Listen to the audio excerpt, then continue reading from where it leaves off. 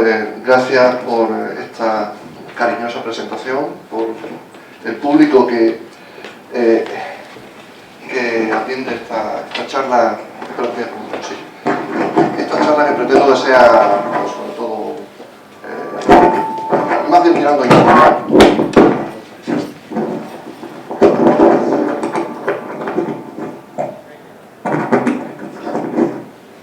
simplemente, pues bueno, acerca de esta introducción habéis visto que parece que me dedico a muchas cosas, ¿no? Pero la manera en la que se ha explicado, digamos, viene del cariño que me tienen mis amigos de esta casa, porque básicamente cuando uno hace tantas cosas no puede hacerlas bien, ¿no? Desgraciadamente, me gustaría hacerlas mejor, ¿no? Pero yo ya espero haber tocado mi nivel de incompetencia máxima y no hacer más cosas. Porque en definitiva lo que me acaba gustando son cosas como estas, ¿no? Yo voy a hablar de suelos salinos y luego quizá me centre mucho en un ejemplo particular, que son los suelos salinos que tenemos más cerca de nuestro entorno, que es la marisma del Guadalquivir. Y eso tiene probablemente para Campi y para mí pues unas reminiscencias importantes, porque empezamos a trabajar allí con el primer proyecto de investigación que nos dieron. Éramos entonces muy jóvenes, estábamos muy lejos siquiera de estabilizar nuestra posición en la universidad y empezamos a trabajar con dinámica de nutrientes, de fósforo especialmente, en suelos salinos de la marisma del Guadalquivir, ¿no?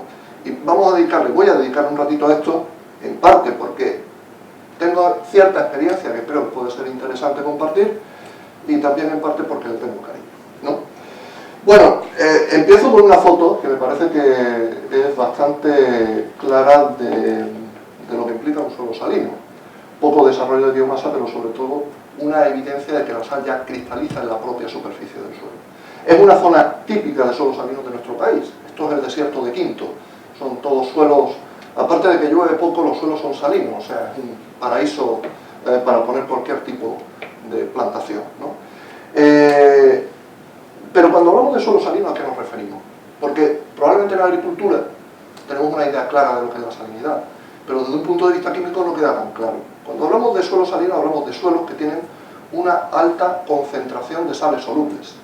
Porque hay otras sales en el suelo, desde un punto de vista químico, que no son solubles, carbonatos, o menos solubles, ¿no? Como el yeso, ¿no? Y que no tienen quizá un efecto tan negativo en términos generales para el cultivo. Cada tipología de suelos, calcáreos, yesíferos o salinos, pues tienen sus problemas particulares, pero desde luego van a ser los suelos salinos los que van a limitar más, en términos generales, la productividad agrícola de un suelo y de un territorio. Básicamente lo que nos podemos encontrar son sulfatos y cloruros, dependiendo del origen de esa salinidad, ¿no? Dependiendo también de la zona, porque hay autores que dicen que en zonas interiores pues las aguas suelen ser más ricas en sulfato y probablemente los suelos salinos tengan un mayor contenido en sulfato. Típicamente sales de sodio que suelen ser muy solubles, en menor medida de otros cationes, ¿no? Como el magnesio. ¿Por qué se forman suelos salinos, ¿no? La sal está en la naturaleza. Las sales se forman por microbización de los minerales, ¿no? Pero si se acaba acumulando sal en un suelo o en un determinado territorio es porque hay factores ambientales que condicionan que esa sal se acumule, esa sal que se puede estar produciendo en otras zonas, se acumule en un determinado entorno. Yo he puesto ahí un esquema muy sencillito, un esquema que básicamente las flechas indican el movimiento del agua. El agua lleva la sal disuelta y es el medio de transporte de las sales. Sales solubles, por tanto fácilmente solubles en agua y un elemento que se mueve con facilidad en el paisaje, ¿no?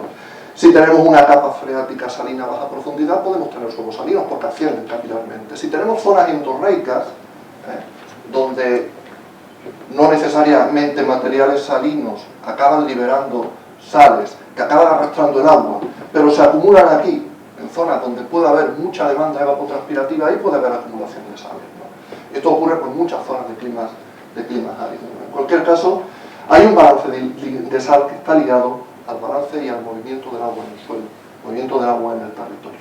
Y está muy afectado también por el clima. ¿Por qué? Climas húmedos implican más agua para lavar, disolver sales y moverlas. Y en última instancia que acaben yendo a depósitos donde no afectan tanto, al mar en definitiva, ¿no? Pero, por otro lado, climas áridos suelen implicar también mayores demandas evapotranspirativas que favorecen menores fracciones de drenaje y mayor acumulación de sal en el suelo. ¿Qué efectos tiene la sal? Lo ilustro con algunas fotos que evidencian eflorescencias salinas asociadas al suelo, o fijaros ahí en la foto del centro, al uso de aguas de riego de baja calidad, salinas, en riego localizado. Básicamente, el efecto de que haya mucha sal soluble en el suelo es de doble índole. Una primera, digamos, más bien física, y es que incrementa la presión osmótica del agua en el suelo, baja por tanto el potencial osmótico, baja el potencial hídrico, y lo que estamos dificultando es el movimiento de agua a la planta. En definitiva, se está comportando la sal en el suelo como si el suelo estuviese de alguna manera más seco, ¿no? Solamente en un suelo seco lo que se hace más negativo es el potencial matricial. Pero por otro lado, hay un problema que puede ser, digamos, más específico, que está asociado a los iones dominantes que puede haber en esas sales. Y vamos a encontrar problemas de toxicidad por cloro, por sodio e incluso por boro, aunque los problemas de boro suelen estar más asociados al uso de aguas salinas más que a la salinidad en el suelo. En alta concentración, pues estos iones van a ser tóxicos y van a generar problemas, aunque la sensibilidad de las plantas, tanto al problema osmótico como a la toxicidad, puede ser muy variable, y desde un punto de vista clásico, pues las plantas pues, se han clasificado como halófitas o micófitas dependiendo de su sensibilidad a la salinidad. Y un poco esta transparencia clásica de Rohde resume muchas cosas, ¿no? Por ejemplo, ¿qué cultivos pueden crecer con una determinada salinidad media medida como conductividad eléctrica en el extracto de saturación en la zona radicular? Cultivos muy sensibles, como pueden ser la judía, que empiezan a tener problemas con un 16 por metro, a cultivos muy tolerantes como el algodón o la cebada, que pueden crecer en suelos con conductividades eléctricas de 8 decisiones por metro sin que haya merma de rendimiento. Pero también lo que nos viene a decir esta figura de Rohde es que la conductividad que vamos a tener en la zona radicular está relacionada con la conductividad eléctrica del agua de riego y con la fracción de drenaje. Evidentemente, cuanto mayor es la fracción de agua que se pierde por drenaje, mayor lavado de sales y menor acumulación de la sal en la zona radicular. Esto simplemente, esta está tomada de la transparencia que le ponemos a nuestros alumnos. ¿Cómo afecta la salinidad al rendimiento relativo? La fórmula clásica de Massey-Hoffman. Usamos todo y que si no usamos, copiamos todos. En definitiva, aquí hay algunos ejemplos. El rendimiento relativo, limitado por salinidad, es una función de una conductividad eléctrica umbral a partir de la cual cae el rendimiento de los cultivos y de la conductividad eléctrica en el extracto de saturación. Y una pendiente B, que también varía dependiendo del cultivo. Pero simplemente por poner algún ejemplo, podéis ver aquí el caso de la judía y el caso del algodón, que lo tenemos aquí. O sea, a conductividades eléctricas a las cuales el rendimiento del algodón no decae por la salinidad, la judía ha muerto. Esto ilustra el rango de sensibilidades al problema que pueden tener distintas especies cultivadas. Asociado a la salinidad, hay quien lo engloba, lo podemos sacar fuera, asociado a la salinidad podemos tener la sodicidad. Incluso con frecuencia los suelos son salinos y sódicos. ¿Qué es la sodicidad? Pues una alta saturación por sodio del complejo de cambio. Desde un punto de vista de clasificación, consideramos que un suelo es sódico cuando el porcentaje de sodio intercambiable es superior al 15%. Es decir, más del 15% de la capacidad de intercambio que tiene con un suelo está saturada por sodio. En términos taxonómicos, probablemente un melocotonero empieza a decaer el rendimiento con porcentajes de sodio intercambiable del 6-7%, cítricos en torno al 10%, y el algodón probablemente tolere bien un 50% de porcentaje de sodio intercambiable. Las plantas sensibles al problema de sodicidad lo son porque son muy sensibles a la toxicidad por sodio. Las que toleran bien el problema de la sodicidad, los problemas a la postre acaban viniendo porque la sodicidad es tan elevada que se degrada la estructura del suelo y hay una caída de rendimientos asociada a malas condiciones físicas del suelo. El sodio es dispersante, degrada la estructura, puede haber problemas como formación con facilidad de costra superficial, ahí lo tenéis ilustrado, más problemas de encharcamiento. Es muy típico que los suelos que son sódicos y no salinos tengan un pH muy alto, y esto limita la disponibilidad de ciertos nutrientes esenciales para las plantas, en particular del hierro, del manganeso, en general de los metales. Y luego, lo que he comentado, alta saturación por sodio es alta concentración de sodio en la disolución y alta extracción, absorción de sodio por el cultivo, que puede acabar resultando tóxico, con un rango de sensibilidades también muy variable. En definitiva, esa es la introducción al problema: salinidad y solicidad. Pero ¿por qué tenemos salinidad? Lo he dicho antes, factores ambientales, pero también humanos, que acaban condicionando que en un determinado suelo, parte del paisaje, se acumulen sales solubles. El hombre es un factor salinizante de primera importancia. Y os pongo probablemente al primer agente salinizador de la historia, que fue Catón el Viejo. ¿Y por qué? Catón el Viejo, probablemente haciendo referencia a José Mota, fue el primer gran cansino histórico. Siempre que intervenía en el Senado acababa de igual manera. Y además de esto, solicitó la destrucción de Cartago. Claro, tanto la pidió que los romanos acabaron destruyendo Cartago. Eso fue en torno al año 147 a.C. así. Pero no contentos con destruir Cartago, lo que querían es que allí no pudiese haber una ciudad que levantase cabeza en mucho tiempo. Y decidieron arar los campos con sal. Es decir, en aquella época ya se tenía perfectamente claro que la sal tenía un efecto negativo para el cultivo. Y lo que yo creo que recoge Duchafur en su libro clásico era que 20 años después de arar los campos con sal, estos continuaban siendo improductivos, los campos de Cartago. Entonces, esto se lo debemos a Catón el Viejo, el primer gran cansino histórico. Pongo aquí el mapa de Cartago, no por describir las campañas de Aníbal, porque estas no son de la Tercera Guerra, sino de la Segunda Guerra Pública. Pero para que nos hagamos una idea de dónde estaba Cartago. Mediterráneo, norte de África, clima mediterráneo, es decir, tampoco abundan las lluvias que hubiesen favorecido un lavado de sales y que esos suelos, que estuvieron más de 20 años improductivos, pues hubiesen vuelto a una normalidad en cuanto a potencial productivo. Aunque, ojo, esto que la destrucción de Cartago, me parece que fue en el año 147 a.C., era una época en la que el clima era más húmedo que actualmente. Esto fue poco después de lo de Numancia, y lo de Numancia sí que lo tengo asociado yo a un clima más húmedo.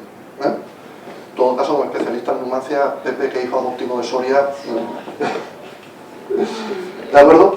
Y esto es otro ejemplo de lo que implica el uso del territorio. O sea, esto es una zona que, desgraciadamente, ahora está muy en boga. No hay telediario que no salga Irak. En definitiva, las llanuras de Mesopotamia, ¿no? Terreno desértico y en gran medida salinizado. Pero esa salinización, particularmente en la parte baja del valle del Tigris y el Éufrates, tiene una segura relación también con el uso en regadío de ese territorio. Esto forma parte del creciente fértil. Aquí está una de las zonas en las que aparece la agricultura, pero sobre todo en la zona donde aparece la agricultura de regadío a gran escala, por la civilización sumeria, 5 milenios antes de Cristo.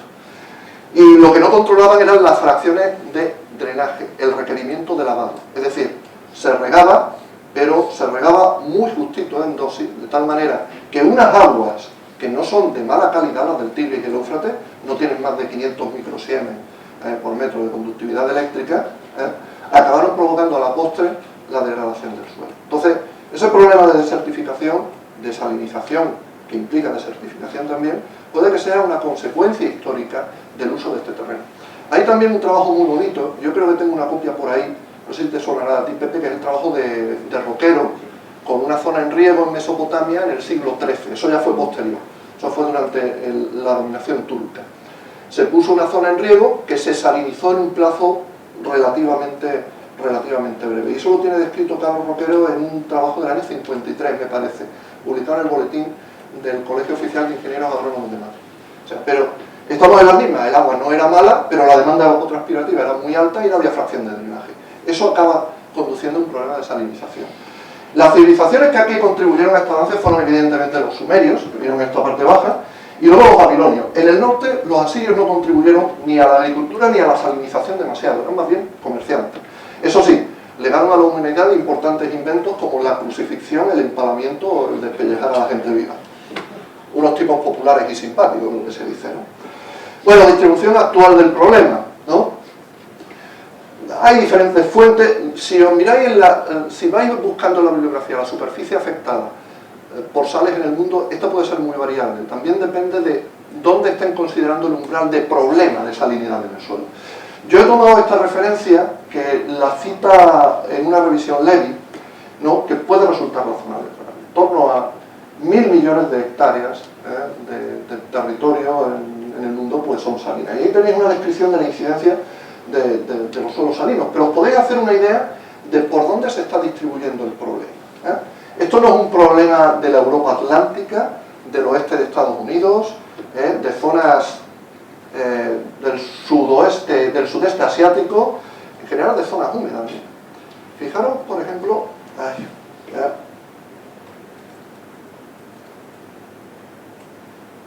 en esta otra diapositiva, donde yo creo que se ve mejor la definición de los problemas de salinidad y de solicidad en el mundo.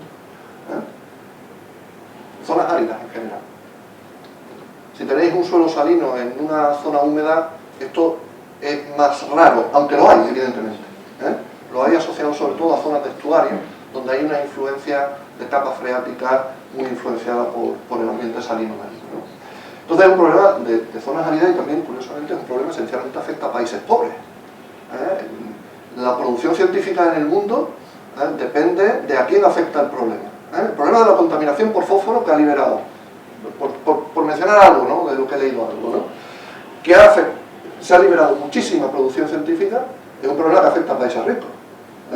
La salinidad es una cuestión que en las revistas de ciencias del suelo producen muchos menos artículos que el problema de fósforo, que afecta a una población reducida en el mundo como problema ambiental, pero a la salinidad se le presta menos atención, y se le presta menos atención por esta distribución geográfica del problema. Bueno, la solicidad no le va a la saga, ¿no? Aquí tengo, esto está sacado también de la revisión de Keren, ¿no?, de la enciclopedia de suelos, que es una fuente razonable. Todos son datos de Salvok, ¿no? Todo el mundo copia Salvok en esto, ¿no? Pero parece que el problema de suelo sódico afecta a más de 500 millones de hectáreas en el mundo. Por haceros una idea, la superficie cultivada en España está en torno a 30 millones de hectáreas, o sea que esto es mucha superficie agrícola. Y la otra diapositiva que os pongo, para que veáis que un problema básico asociado a la sodicidad, que es que los suelos infiltran mal, el agua infiltra mal en el suelo porque hay dispersión de coloides, taponamiento de poros, mala estructura y un problema de que el agua se mueva en el suelo.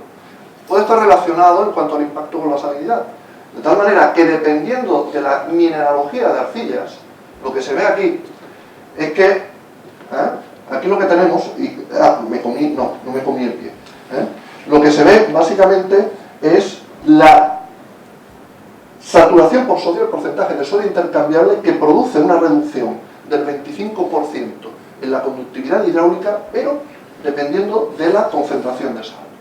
Es decir, fijaros que con una concentración de sal muy baja en este suelo, minerales amorfos, ¿no?, simplemente porque estaban separados, entonces es mejor. Tiene que haber saturación por sodio, puede haber saturación por sodio relativamente baja y ya se ha reducido mucho la infiltración. Si la salinidad aumenta, se mantiene esa misma conductividad hidráulica con saturaciones por sodio mucho más altas. Desde un punto de vista de manejo del agua del suelo, la salinidad y la sodicidad hay que considerarlas conjuntamente, están relacionadas, porque la salinidad contribuye o tiene cierto efecto flocculante, entonces de alguna manera compensa el efecto dispersante del sodio. No necesariamente un suelo salino sódico es mejor que uno sódico, tiene dos problemas en vez de uno, pero desde un punto de vista de la física del suelo y de la conductividad hidráulica del mismo, sí que pueden tener mejores propiedades. Bueno, aquí tenemos ya una localización del problema en un ámbito más reducido. Parece que a España, ojalá los fondos europeos nos toquen como los suelos salinos, porque realmente hay dos manchas importantes. Una es la península ibérica y otra, fijaros, es una zona importante de Hungría.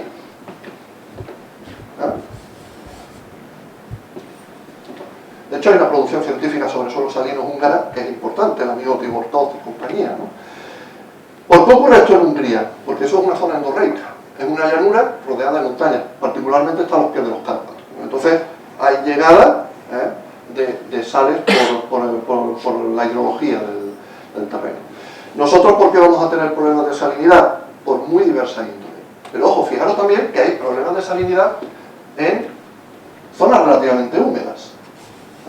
Estamos hablando de zonas costeras, zonas de influencia marina y que en esos casos tienen poca relevancia agrícola, más bien relevancia como humedales y zonas de alto valor ecológico. En España tenemos sobre todo una elevada concentración, suelos con mucha salinidad, Valle del Ebro y en el sudoeste. Esta es la zona de la que luego voy a hablar con más cariño, ¿no? Pero en el Valle del Ebro también. En el Valle del Ebro condicionado por factores hidrológicos, eso es una depresión con clima muy árido, las condiciones hidrológicas y climáticas, por tanto, van a favorecer la salinidad, pero también condicionada por ciertos factores litológicos. Es que está a los pies de los Pirineos, y en los Pirineos hay zonas del Triásico, el Trías. El Trías, citando a uno de los viejos maestros, a Roquero, decía, es como un champiñón que aparece, se disuelve y las sales aparecen en otros sitios, las sales solubles o el yeso. Y en cierta medida lo que ocurre en el Valle del Ebro es esto, ¿no? En general el Trías y los suelos que se acaban derivando de esto, citando a otro gran maestro de la morfología, acaban dando lugar a un paisaje bastante cutre, ¿no? Todos nos podemos imaginar quién es el otro maestro, ¿no? Bien, esta es la distribución del problema. Una parte de los suelos del Valle del Ebro son inutilizables, como el desierto de Quinto, y otros tienen cierta utilización en riego, ¿no? Y lo que tenemos en el sudoeste de Andalucía, en la zona de la desembocadura del Guadalquivir, es una zona de marisma, ¿no? Una zona que tiene cierta influencia marina, donde hay factores hidrológicos, capa freática salina, poca profundidad, es una zona de estuario, pero también está condicionada por factores de litología aledaña. Bueno, el agua de riego es un problema, si no la manejamos bien. Antes he puesto una cita de Keren haciendo referencia a que la agricultura de regadío no es sostenible si no se contempla un adecuado balance de sal en el suelo. Y un poco este trabajo en el que colaboré yo, pues es lo que pretende, poner de manifiesto cómo poder analizar riesgos de salinidad en zonas grandes. Esta se centra en el efecto que puede tener el manejo de aguas de riego sobre el olivar en la provincia de Jaén. Yo he marcado con un cuadrito, tenía que haberlo recortado, perdonad que no lo haya hecho, este cuadrito y este cuadrito, que hacen referencia a problemas ligados a la concentración de sal y al sodio que lleva el agua. Este es un problema de riesgo de salinización para el suelo y este es un problema de mala infiltración del agua en el suelo, que se valora utilizando la relación de absorción de sodio, es decir, una especie de proporción de sodio respecto a otros cationes, pero corregida por factores que pueden condicionar favorable o desfavorablemente la infiltración del agua en el suelo. No es lo único en lo que nos fijamos en este trabajo, no solamente son estos dos los problemas que pueden traer el agua para un cultivo. Otro tipo de problema en riego localizado es el taponamiento de los emisores. Otro problema son los problemas en los depósitos, en las balsas. Entonces, el agua de riego hay que verlo de una perspectiva más holística, que es lo que se lleva ahora, en lo moderno, aunque a nosotros ahora lo que nos está preocupando es el riesgo de salinización. Cuanto más oscura es la mancha, mayor riesgo de salinización. Se pueden establecer categorías básicamente basándonos en las recomendaciones de Ayer y Huesco, que son las recomendaciones de la FAO, para el manejo de aguas de riego de mala calidad. Pero fijaros, ámbito geográfico relativamente grande, ¿no? Pero con una alta variabilidad en los riesgos. Riesgos que además varían dependiendo de que el agua sea subterránea o superficial. No da lo mismo. En general, en la zona que nosotros estudiamos, los riesgos asociados a la salinización eran más importantes con el agua superficial que con el agua subterránea.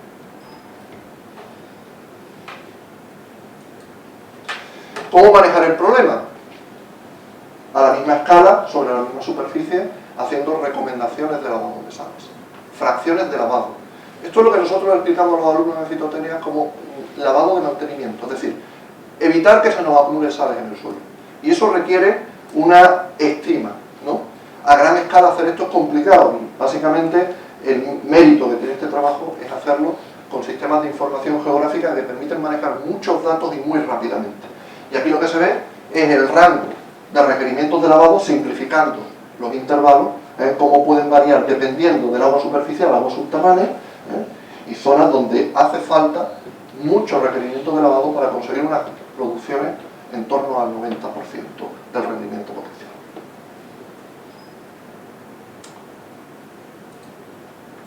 Bien, ahora paso un poco más a lo que es mi experiencia personal. ¿Y qué hacemos con un suelo salino si queremos utilizarlo para la agricultura? Esto admite recuperación. Las sales son un problema, son un dolor. Pero tienen una facilidad a la hora de intentar corregir el problema. Es que precisamente son sales solubles. Al ser solubles se pueden disolver con facilidad. Luego, si tenemos posibilidad agua en abundancia, nosotros podemos eliminar la salinidad del suelo. Básicamente, la corrección de los problemas de salinidad pasan por lavar el suelo, pero para lavar el suelo hay que garantizarse que el movimiento del agua es adecuado en el suelo. Si tenemos un suelo con un problema de drenaje, no vamos a conseguir lavar las sales, vamos a conseguir encharcarlo, que las sales sigan ahí. Esta es la zona de la marisma del Guadalquivir, la zona que se mantiene virgen. La marisma del Guadalquivir ocupa unas 100.000 hectáreas, de las que se han recuperado para la agricultura 40.000, desde los años 60. Las últimas fueron la marisma de Lebrija, que se entregó a los agricultores en el año 79, que fueron 14.000 hectáreas. Eso fue lo último que se recuperó. Y fueron grandes obras de ingeniería, como vais a ver. No solamente por el requerimiento de lavar, sino porque luego hay que mejorar, antes hay que mejorar el drenaje y luego hay que eliminar el exceso de sodio. El problema no era sencillo. Esto es la marisma de Lebrija en la actualidad, lo que se ve más verde. Fijaros, una foto tomada en verano, la foto del satélite tomada en verano, tenemos la marisma verde, estos son 14.000 hectáreas, y veis cómo está el resto del paisaje de Lebrija. Esa recuperación no solamente tiene estas connotaciones técnicas las que os he mencionado antes, sino connotaciones sociales. De repente hay 12.000 agricultores que tienen acceso a 13 hectáreas de terreno. Eso en términos de Producto Interior Bruto del pueblo, de movimiento económico, esto tiene un impacto tremendo, ¿no? Permite cambiar realmente la economía de la comarca. Pero se puede hacer porque se recupera. ¿Por qué eran estos suelos salinos? Este territorio tiene una historia muy reciente. Hace 2000 años no teníamos marisma, teníamos el lago Ligur, el mar llegaba prácticamente hasta Sevilla. En los últimos 2000 años esto se ha colmatado, primero con una barrera que limitó el movimiento de sedimentos, ¿no?, hasta tener una zona de aluvión, salina, con capas freáticas a poca profundidad, la superficie del suelo. Terreno salino, evidentemente. ¿Cómo podemos reducir la salinidad del terreno? Lavando, aplicando agua. Hay muchos modelos para calcularlo, pero bueno, en los manuales siempre acabamos recurriendo a la formulita de Hoffman porque es muy sencilla, ¿no? Básicamente, si tenemos acceso y un buen manejo de 500 o 600 milímetros de agua de riego, podemos liberar de sal muchos suelos, ¿no? Para la marisma del Guadalquivir, probablemente con alturas de lavado en torno a los 1000 milímetros, se podía conseguir que el territorio ya fuese utilizable para cultivar algodón y remolacha, que son cultivos relativamente tolerantes a la salinidad. Pero el lavado no sirve, te estoy dando algo, si antes no cuidamos el drenaje del terreno. Claro, la marisma es una zona de aluvión, suelos arcillosos, hasta cierto punto, cuando ya se empiezan a recuperar expansivos, se abren grietas con facilidad, pero el suelo, sobre todo cuando era sódico, eso drenaba muy mal. ¿Cómo conseguimos que el agua se mueva en el perfil del suelo de tal manera que disuelva, pero también se lleve las sales? Instalando un sistema de drenaje. Y esta es probablemente la parte más compleja de toda la ingeniería desarrollada en estas 40.000 hectáreas que se han recuperado de la misma. Los tubos que veis saliendo del suelo son tubos de fibrocemento que realmente con lo que conectan es con una red de drenes cerámicos. Estos drenes cerámicos se instalaron a una separación de 10 metros y con una pendiente longitudinal del 0,5%. Bueno, ahora volveré a esto, pero os voy a comentar lo que son los drenes cerámicos. Esto, parece un trozo de ladrillo. Estas piezas cerámicas se van colocando una al lado de otra, de manera que el agua de drenaje fluye entre dos bloques cerámicos. Por dentro son huecos y eso facilita que se pierda ese agua que se está infiltrando dentro de estos drenes cerámicos, que se instalan con maquinaria pesada, y ahí veis el detalle de cómo se van instalando los drenes a 1 metro de profundidad. Entre 0,9 y 1,2 es la profundidad a la que se instalan estos drenes. Se instalaron en los años 70 en la marisma de Lebrija. Con el tiempo pierden eficacia porque se van taponando, sobre todo la unión de los dos bloques cerámicos, y lo habitual es que el drenaje se haya doblado en los últimos años. En algún caso ya no instalando drenes cerámicos, sino sistemas más eficientes basados en tubos corrugados porosos. Y ahora lo que solemos encontrar en las parcelas de la marisma de Lebrija es una red de tubos de drenaje separadas por 5 metros, en las que en muchos casos el que se cuela entre dos drenes nuevos ya es un tubo corrugado de plástico poroso.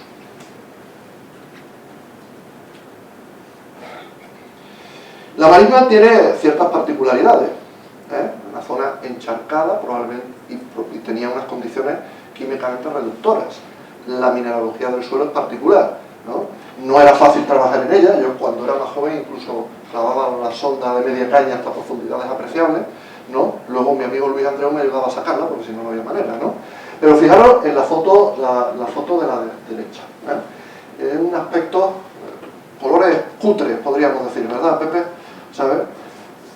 Grisáceo, evidencia incluso de formación de compuestos de hierro 2, y eso que estos suelos, ese perfil de suelo, era marisma ya recuperada, no era marisma virgen. Y lo que se aprecia es que cuando se abría la calicata y se dejaba expuesto al aire, ¿cuánto podía ser? Un día, ¿no? 1 o 2 días, ya empezábamos a tener esas manchas de color naranja, probablemente del mismo óxido que se forma encima de un trozo de hierro que se deja de intemperie, probablemente naturaleza compleja, pero probablemente dominaba la lipidoprocita aquí por el color naranja. Fijaros los colores azulados que saca la retroexcavadora a profundidades ya importantes, por debajo de la línea de dren. Es suelo permanentemente saturado por agua y por tanto permanentemente en condiciones reductoras. Esto tiene una implicación directa para el uso del terreno para fines agrícolas, pero evidentemente queda claro que si queremos eliminar la salinidad del suelo no nos servían esas condiciones de drenaje iniciales. Y fijaros la foto de abajo, donde se ve que el material que se saca de una calicata, en cuestión de días empiezan a aparecer esas manchas rojizas, porque rápidamente hay hierro que se oxida. O sea, en ese material hay hierro 2, en cantidad apreciable, cosa que en un suelo bien aireado, en un suelo que no esté en condiciones reductoras, es difícil, Eso evidentemente condiciona muchas cosas, incluida la nutrición de los cultivos. Bueno, ¿qué se consiguió con esta recuperación del terreno? Bueno, citando una fuente clásica, a Félix Moreno, artículo publicado en el año 95, la línea continua es lo que teníamos. El año 79 fue el año a los que los agricultores le dieron la llave de la parcela. 3 hectáreas, para ti. Tenemos un material que en superficie tiene ya 5 decisiemens por metro, pero es que a 60 centímetros tenía del orden de 30 decisiemens por metro. Aquí había que cultivar especies bastante tolerantes. En el año 88 la salinidad había descendido apreciablemente, y lo mismo pasa con el sodio de cambio. Buscando una información más actual, no la he podido elaborar mejor, pero nosotros tenemos un artículo publicado en 2006 donde las conductividades eléctricas en un suelo con un nivel de recuperación similar al que estudió Félix Moreno habían bajado todavía más, y el SA, que nos puede dar una idea de por dónde anda el porcentaje de saturación de sodio, ya empieza a tener valores muy, muy bajos. Hasta el punto de que si en el año 79 aquí había que cultivar especies muy tolerantes a la salinidad, básicamente las rotaciones que imperaron hasta hace 10 años, algodón, remolacha, en el año 88 casi que también, hay que fijarse en los niveles de salinidad que tenemos ya 30 centímetros, con estos niveles de salinidad ya se pueden empezar a cultivar especies incluso sensibles a la salinidad, y de hecho se obtienen unos rendimientos magníficos de maíz, especie a la que no le gusta demasiado la salinidad, en estos terrenos. Una cuestión que había que provocar en estos suelos era que disminuyera el sodio de cambio. Es decir, hay sal, instalamos la red de drenaje, lavamos el suelo, pero nos sigue quedando sodio en el complejo de cambio. Esto tampoco es deseable, afecta negativamente a las propiedades físicas del suelo. El manejo de estos suelos desde un punto de vista del laboreo era y es muy delicado. ¿Cómo conseguimos reducir la saturación por sodio? Añadiendo una fuente de calcio que sea efectiva, sustituyendo a ese sodio del complejo de cambio. ¿Dónde tenemos una fuente de calcio efectiva y barata?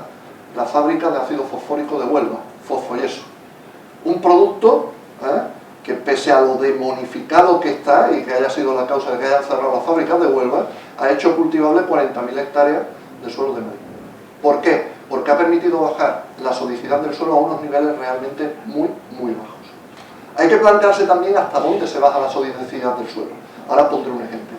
Y aquí básicamente lo que expongo es cómo se afecta la velocidad de infiltración, simplemente cuando un suelo que tiene un porcentaje de saturación de sodio de 6, le añado yeso, bajo la saturación por sodio y incremento la velocidad de infiltración del agua en el suelo. Esto lo notaban los agricultores incluso ya en el suelo relativamente recuperado. Se añadía el yeso y eso daba lugar a ciertos efectos floculantes en la superficie por una cuestión de incremento un poco de las sales solubles, ¿no? Y eso se notaba, el suelo se esponjaba más. Y esa sensación a los agricultores de Lebrija les gustaba mucho. De hecho, el yeso se ha estado utilizando probablemente más allá de lo que era recomendable para recuperar el suelo hasta unos niveles razonables, con una pauta de aplicación de 25 toneladas por hectárea cada 2 o 3 años. Otro interés que tiene el fosfoyeso, el que nosotros hemos usado en ensayos tenía 4 gramos por kilo de fósforo. Es decir, el agricultor que echaba 25 toneladas por hectárea se podía ahorrar el abonado del fondo, porque estos suelos además eran ricos en potasio, con lo que con un poquito de sulfato amónico, urea manejado con cuidado, ya podía manejar tú la fertilización del cultivo. Nadie prestó atención a esa recomendación de no aplique fósforo si vas a echarle fosfoyeso. Se repartía como se reparte el abono, ¿no? Una centrífuga sobre el suelo. Esto es de ensayos que nosotros hicimos para ver cómo la aplicación de fosfoyeso afectaba al drenaje. Pero bueno, no solamente la recuperación del suelo acaba afectando la conductividad eléctrica, sodicidad, actitud productiva, sino que también afecta a muchos otros parámetros que ahora podemos decir, está de moda decir, son parámetros de calidad del suelo, ¿no? Por ejemplo, las actividades, la biomasa microbiana y las actividades enzimáticas. Tampoco he tenido tiempo de elaborar esto un poquito más, pero un poco, fijaros, MV es marisma virgen. Los italianos, que fueron los que al final escribieron el artículo, utilizaron las mismas siglas que nosotros. PI es suelo que se había inventado con fosfoyeso y DR es un suelo recuperado, drenado, pero que no se le había aplicado fosfoyeso hacía un año. Fijaros que la marisma virgen realmente tiene una biomasa microbiana que es como bastante más alta que el resto. O sea, que como parámetro de calidad, ¿no? Lo tiene bastante elevado. Incluso más carbono fácilmente extraíble que los otros suelos. ¿Qué es lo que ocurre? Y bueno, incluso algunas actividades enzimáticas también son significativamente más altas, por ejemplo, que los suelos que simplemente están drenados pero no se le ha aplicado fosfoyeso recientemente. Lo que ocurre es que hay una particularidad. Si establecemos la relación de la biomasa microbiana respecto al carbono o de la respiración respecto a la biomasa microbiana, realmente ahí no parece que estemos mejorando o que haya un parámetro superior al resto de los suelos. Esto de qué da idea, que desde un punto de vista de la biología del suelo hay una actividad apreciable, pero que evidentemente que cuando se recupera el perfil de las comunidades microbianas cambia por completo. Y probablemente cambie la contribución de estos microorganismos al funcionamiento del suelo. O sea que se pueden afectar muchas cosas. Otra cosa que se afecta en un suelo drenado y en el que se abren grietas, como son los suelos de marisma, los suelos que, verdad, Campi, teoretizábamos que podrían ser vertisoles en el futuro, dependiendo de cómo evolucione también esa arcilla. Pero fijaros, cuando regamos el algodón, con un suelo ya que se ha secado, se han abierto grietas, primer riego, la fracción de drenaje es casi el 35%, y además se va en cuestión de horas. Hay un flujo preferencial clarísimo, el agua se va por las grietas y luego se escapa por el drenaje. No es como los vertisoles que se escapan por las grietas pero luego moja el suelo de abajo arriba. Aquí ya el agua se escapa. Lo que ocurre es que a medida que avanza el ciclo de cultivo, la estación de cultivo, las grietas se van cerrando hasta que ya tenemos fracciones de drenaje mínimas a partir del cuarto o del quinto riego. Y la otra figura, lo que viene a representar es lo que conseguimos con una aplicación de fosfoyeso en un suelo que ya está bastante recuperado. Es un suelo que ya tiene 2-3% de sodio de cambio, pero que algunos agricultores seguían echándole fosfoyeso. Aquí lo que se ve es la concentración, la pérdida de sodio en función del porcentaje de drenaje. Y lo que se ve es que no se afecta por el fosfoyeso. Es decir, no conseguimos ya eliminar más sodio. Lo que estamos eliminando es probablemente más calcio. Simplemente ya la eficiencia en el intercambio sodio-calcio es muy, muy baja, ¿no? Y no estamos contribuyendo a incrementar, a reducir, perdón, el sodio de cambio. Como veis en esta figura, los puntos negros son las parcelas que se han tratado con fosfoyeso, los blancos no se han tratado con fosfoyeso. Tenemos más pérdida de calcio, pero tenemos la misma pérdida de sodio.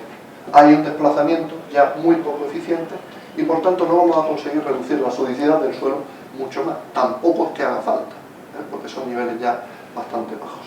Pero un poco la idea de este trabajo es ver lo que estaba ocurriendo al aplicar enmiendas en suelos ya con un nivel de recuperación bastante elevado. Aquí un poco se ve algo parecido, esto ya es en función del caudal, tenemos lo mismo. O sea, no conseguimos que la concentración de sodio se incremente en los caudales de salida con la aplicación de enmienda cálcica y sí se pierde más calcio. No solamente se afectan las pérdidas de sales, también se afecta la dinámica de las pérdidas de nutrientes.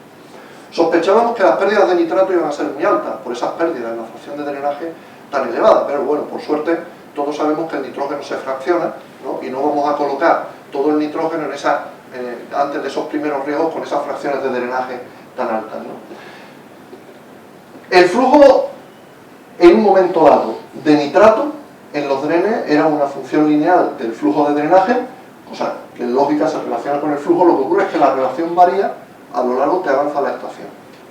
De alguna manera la pendiente de esa recta lo que nos está dando es el flujo, la concentración ponderada de nitrato en el flujo de drenaje.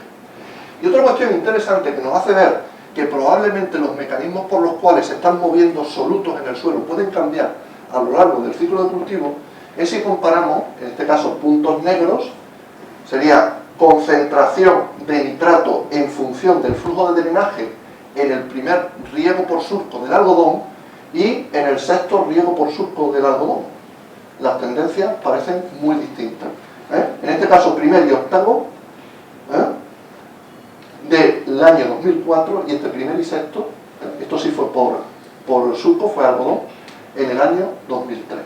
Es decir, hay una relación significativa y positiva entre la concentración y el flujo de drenaje. Eso puede dar una idea de pueden dominar procesos de flujo preferencial. Mientras que el hecho de que no haya una relación clara o que incluso esa relación sea descendente, lo que da lugar es a pensar que puede haber un proceso de dilución y que por tanto prima el flujo preferencial a través de poros más pequeños y de drenajes menos intensos. Bien, esto es un ejemplo de un mal balance de nitrógeno. Es lo que ocurre cuando al algodón se le echan más de 300 kilos de nitrógeno y el cultivo solo extrae 100, que se acaban quedando, se pueden quedar 200 en el suelo. Sin embargo, las pérdidas por drenaje al final no son tan importantes.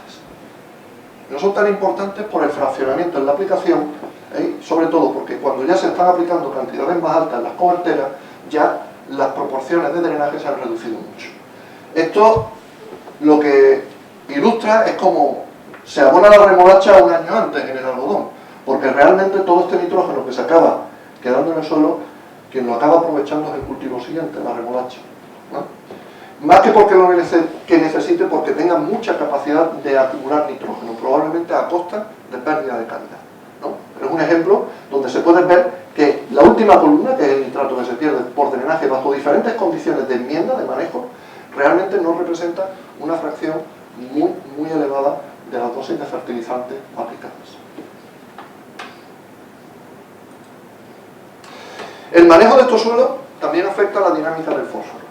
Y hay una cosa curiosa, y es que dependiendo del suelo, y aquí trabajamos con 6 suelos distintos, el aportar yeso a la vez que fertilizante fosfatado incrementaba, vamos a decir, la eficiencia de este fertilizante en términos de recuperación por el método dulce. En unos sí, en otros no. ¿Dónde se aumentaba la recuperación? En suelos que de manera natural, digamos, en los que de manera natural se recuperaba muy poco fósforo. ¿Veis? Y se recupera menos del 10%, como Olsen, del que se aplica 150 días después de la aplicación del fertilizante. 30 días solo se recupera el 15% como Olsen. Es decir, aquí hay procesos de absorción y sobre todo de precipitación importantes. Sin embargo, cuando se aplica yeso, esto sí, acababa siendo significativo, aunque aquí lo que estamos poniendo la desviación estándar y por tanto se puede ver un poco más menos claro, pero aumentaba de manera significativa esa recuperación. Mientras que en suelos donde la recuperación era mayor, el efecto no era ni mucho menos claro. Aquí, por ejemplo, hay un efecto también bastante claro en un suelo donde se recupera muy poco. 150 días después de la aplicación del fertilizante se está recuperando el 3% como fósforo dulce. Ahí parece que se nota el efecto del yeso, pero no donde se recupera mucho. ¿Por qué? Probablemente porque se está reduciendo la tasa de precipitación de fosfatos de calcio insoluble por formación de pares iónicos. Los suelos donde se recuperan mucho son suelos donde esa precipitación tiene menos peso, porque son suelos más salinos. Y aquí quizás la absorción sea más importante y se ven menos afectada por el yeso a pH alto. Si el pH fuese ácido, sí habría efecto. Otra cuestión es cómo se afecta a la mineralogía de los óxidos y a las formas de fósforo que pueda haber en el suelo. Aquí comparé una serie de suelos representativos del Valle de Guadalquivir, son estos puntos, y suelos recuperados de marisma. ¿Y qué es lo que se ve? Primero, que en los suelos recuperados de marisma tiende a haber una relación de hierro extraíble por citratos corbatos respecto a la suma del hierro total asociado a óxido, que es mayor. El hierro extraíble por citratos corbatos es hierro asociado a óxidos de baja cristalinidad. O sea, en marisma parece que la proporción de óxidos de baja cristalinidad es menor. ¿Por qué? Por los ciclos de óxido-reducción, que esté favoreciendo la formación de este tipo de compuestos.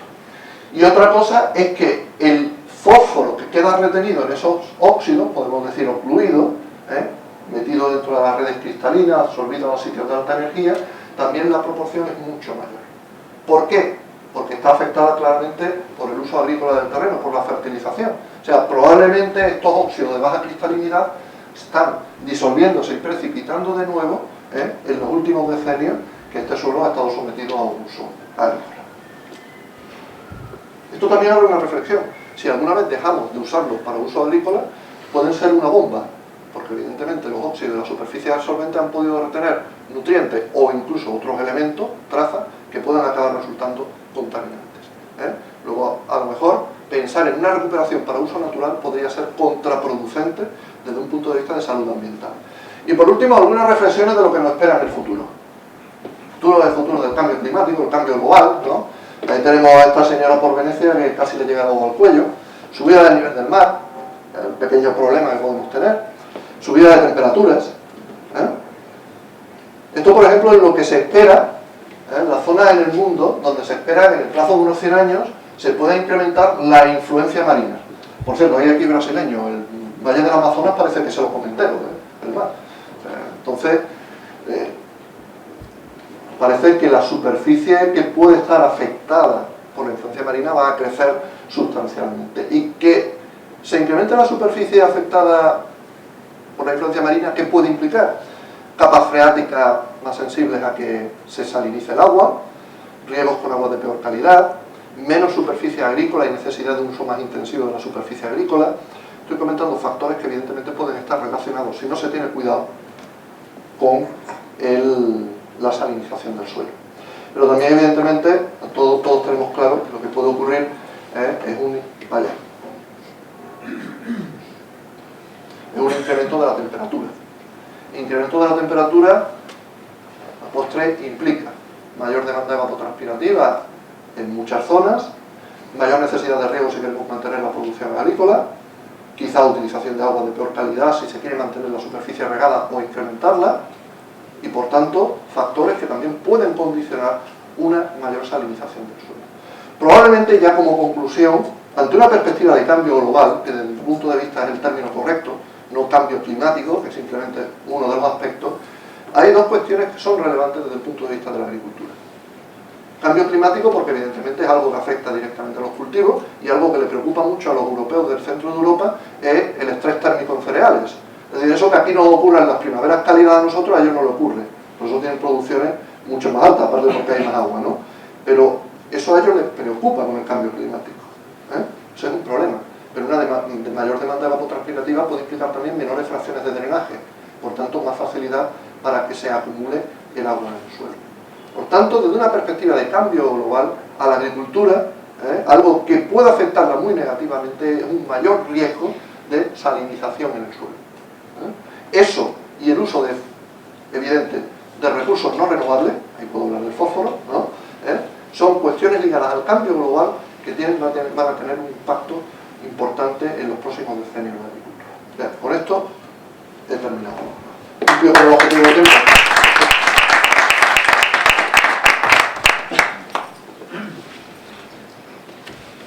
Bueno, no sé, va a comentar si hay alguna pregunta, ¿no? Claro, si hay alguna pregunta. Sí, yo quiero hacer. ¿A qué le llama Antonio el fosfoyeso? Fosfoyeso es el residuo de la producción de ácido fosfórico. La roca fosfatada se ataca con sulfúrico Entonces tú acabas obteniendo como producto ácido fosfórico, con el que luego produces fertilizante, y como subproducto, antes se llamaba residuo, ahora son subproductos, fosfo y yeso. ¿Por qué se llama fosfo y yeso? No, te lo digo por si ese yeso lleva cloruro sódico, no lleva. No puede llevar trazas, ¿no? Básicamente... O sea, que no hay yeso del trío, que sea... No, el 95% es yeso, es sulfato cálcico, ¿no? Luego lleva restos de alguna otra sal, lleva fósforo, cantidades que dependen de la partida, digamos, de cómo se fabricó, ya no sé qué factores pueden afectarla, entre 1 y 7 gramos por kilo pueden tener las balsas de Huelva. Y luego elementos interesantes como radio, materiales radioactivos, ¿no? Esto impidió la presencia de esos elementos radioactivos, más que metales pesados que también lleva, que se continuara aplicando.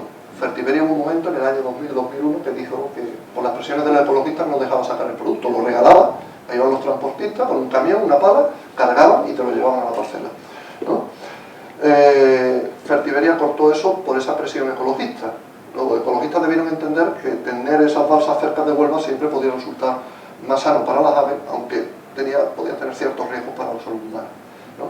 ¿Qué podemos hacer? Pues podemos hacer un parque recuperando el terreno de las balsas, ¿no? Ponemos un poco de tierra vegetal, ¿no? Tampoco el yeso es un material tan malo, sembramos ahí unas plantitas, ¿no? Plantamos unos arbolitos y la gente puede ir a pasear, y mientras pasea pues puede inhalar radón radioactivo, que es el producto de decaimiento del radio que lleva el fosfoyeso, ¿no? Y que realmente es uno de los grandes problemas de impacto. En todo caso es un producto de baja radioactividad que no ha incrementado sustancialmente la concentración de estos elementos en el suelo después de 40 años de uso, y que ha hecho cultivable esta zona. Es un producto como enmienda muy interesante. Y otra cosa que te quería comentar, ya que has hablado de la marisma, quería preguntarte sobre el factor limitante de la sal con el arroz, que lo has nombrado poco, me parece, el arroz. El arroz es que en las andas, te lo digo, me parece que yo, por la idea que yo tenía, ahí el agua ya que es un freático, que solo tenía una instrucción marina y eso, estaba limitando el cultivo de arroz, me parece que estaban 2000, no sé ahora mismo cuál es el límite del arroz. El efecto de la salinidad en el arroz es por lo que no se drena el Guadalquivir, no se draga el Guadalquivir. Claro. Por la zona arrocera, bueno, es una de las presiones, ¿no?, que hay. El arroz es un cultivo de tolerancia intermedia a la salinidad, es decir, empiezan a decaer rendimientos cuando el agua, digamos, de encharcamiento o la que hay en el suelo tienen 4 decisiones por metro. ¿4? Sí, es intermedio. O sea, el límite de suelo salino, que se establece taxonómicamente en 4, pero en el caso del arroz el límite para empezar a caer rendimiento está también ahí, ¿no? El tema es que el arroz se cultiva en zonas de marisma, típicamente, que son zonas de influencia de agua salina, y sobre todo que cuando no hay disponibilidad de agua de río de calidad, que es lo que ocurre en la marisma del Guadalquivir, los periodos de sequía importantes, tú te ves abocado a utilizar un agua de mala calidad que pueda acabar afectando negativamente a la O sea, anda, la acuífero es mete, se lava y se mete. Pero yo entiendo que el objetivo agrícola fundamentalmente es coger la sal, digamos, del horizonte superficial y meterla debajo, para que la raíz no llegue. Efectivamente, tú no la eliminas, tú la acabas transportando. No, es que utiliza la palabra percolar en realidad no es, o sea, tú no estás exportando la sal. Drenaje se entiende desde un punto de vista agronómico, de diseño de ríos, por ejemplo, que el agua se mueva por debajo de la profundidad efectiva de extracción de agua de las raíces. Eso implica que no le genera daño a la raíz, que tú mantienes una zona del suelo libre de sal. Si esto se hace con riego localizado es todavía más evidente, porque el riego localizado lo que hace es que las sales las acaba llevando al exterior del bulbo de humectación. No las mueves en profundidad, sino que te las llevas fuera del alcance de las raíces, pero en 3 dimensiones. Sí, no, perfectamente. Sí. Entonces, ese es el objetivo del manejo de agua. Es exactamente eso, porque yo entiendo que se intenta un poco más que percolar, lisiar, meter abajo y ahí te queda que yo no quiero saber de ti. Sí. Así sí. ¿Más cuestiones? Sí, cuando has terminado con el ámbito, digamos que geográfico del problema de la salinización, creo que te ha faltado hablar de Córdoba, en cuanto a que en Córdoba también tenemos muchas sales, y sobre todo hay un gran paisaje que es la campiña cordobesa, donde hay mucha presencia de sal. Hay muchos arroyos salados, muchas lagunas saladas, que se han ido desecando, se han ido ocupando desde los tiempos, desde el siglo III después de Cristo, y bueno, ahí queda mucha sal por medio, ¿no? Nosotros estamos trabajando desde el ámbito empresarial de una empresa que está recuperando salinas de interior, que en la campiña de Córdoba abundaron hasta hace muy poco y que pues ahora estamos poniendo en valor, no solo desde el punto de vista turístico, sino en la explotación de la sal, ¿no? Además una sal de bastante calidad y demás. Pero estamos haciendo otra cosa muy interesante, que es aprovechar la salicornia. La salicornia, que es una planta típica del entorno de la marisma, del entorno del litoral, pues aparece también tierra adentro con la posibilidad de incrementar, digamos, que la productividad de ese entorno salado que tenemos, y es muy abundante. Estamos hablando de materiales triásicos, subbéticas, pero también todo lo que es el mioceno. Cuando tú me hablas de campiñas de Córdoba, yo lo asocio a un paisaje, básicamente en suelos que son vertisoles, que se desarrollan sobre sedimentos marinos. Esos sedimentos esos sedimentos no tienen problema de salinidad, desde mi punto de vista. Corrígeme vosotros si me equivoco, ¿eh? Los problemas de salinidad aparecen en otras zonas de campiña, que no son las que yo asocio a vertisoles, que puedan ser aquí zonas más vinculadas a terrenos del Trías, y zonas con cierto endorreísmo. Ahora mismo no te podría decir una zona, ¿no? O sea, pero no es la zona de auténtico impacto de la agricultura de secano cordobesa, que es la zona de vertisoles, no las 45.000 hectáreas que tenemos alrededor de Córdoba, ¿no? O sea, no es un material ni salino en origen, ni que se haya salinizado. Pero probablemente por donde puedan cruzar, bien es cierto, salidas de agua, como que hacen referencia a esa salinidad del terreno. Eso es posible. El problema viene por el uso del agua, y de hecho hay bastantes publicaciones en torno al riego con agua salada del olivar. Sí, con aguas superficiales aquí y en Jaén. Son materiales también, en la zona de Jaén dominan también esas zonas del Trías, que son básicamente cutres, ¿no? En cuanto a la calidad del tipo de suelo que suelen dar, con yesos con sal, como se ha mencionado, y con una sal que se ha podido mover, que se ha podido ir a otro sitio. Ojo, y en parte de la salinidad de la marisma no solamente viene del mar, sino es que los aledaños de toda la marisma del Guadalquivir, sobre todo de Lebrija hacia el este, son materiales del Trías, y ahí abundan también los materiales salinos.